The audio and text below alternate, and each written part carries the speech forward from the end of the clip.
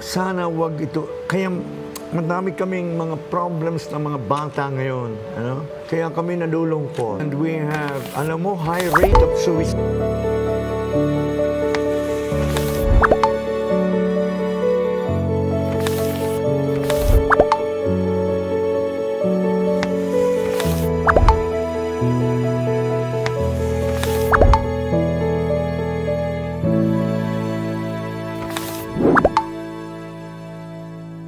Magandang umaga po, mga kapatid. Magandang buhay. Ano, yun ang ating laging pambungad na pagbati. At dapat naman, pagkat ang buhay maganda talaga. Ano, life is beautiful. Oh, ikaw naman, Erica, ano, parang meron kang gustong sabihin, ah. Lola Monsi, ano po kaya yung Ako ba itsurang lolo? Go ahead, sige. Ano po kaya yung ma-advise nyo for someone who struggling with their own burdens? Aha. Hindi nawawala ang burdens. Ginamit mo lang salita ay isang modern word. Pero ang classical word for burdens ay cross.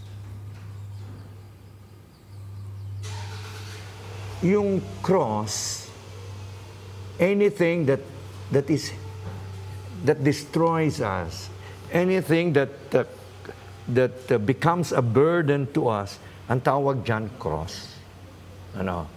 Ngayon, ano yun? Quietly struggling? With their own. Hindi maganda. Hindi maganda na una, quietly, padalwa, alone. Ano? Sapagkat para pasanin ang krus at ang burdens, as you said, kinakailangan may katulong. Kaya sana wag ito. Kaya madami kaming mga problems ng mga bata ngayon. Ano?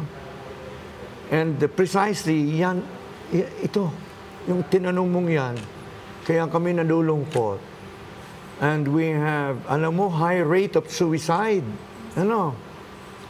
High rate of suicide ngayon because wala silang mapagsabihan o ayaw nilang magsabi sa iba, sa magulang lalo na, kanilang sinasarili ang problema, kaya ay hindi naman nila makakaya because by nature, we are weak. Mahina tayo. Let's face it. Saan ba tayo galing? Sa alikabok. Alam, binigyan lang tayo ng intelligence, memory at lahat, imagination.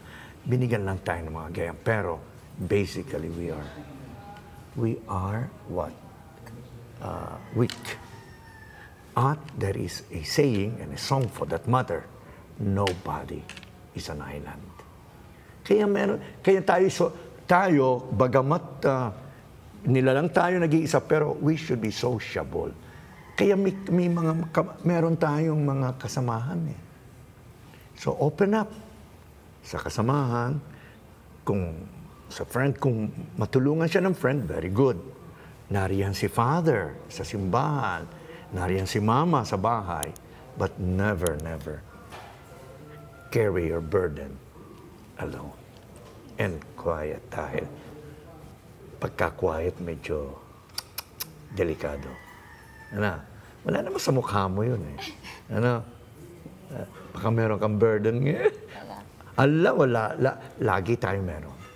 Tell you frankly. Pero you must know how to handle it. Ano? Go to your friends, go to a priest. Simbahan, kami open. Oo. Sabi, tumawag ka sa akin kay Lolo. Okay? Bye-bye.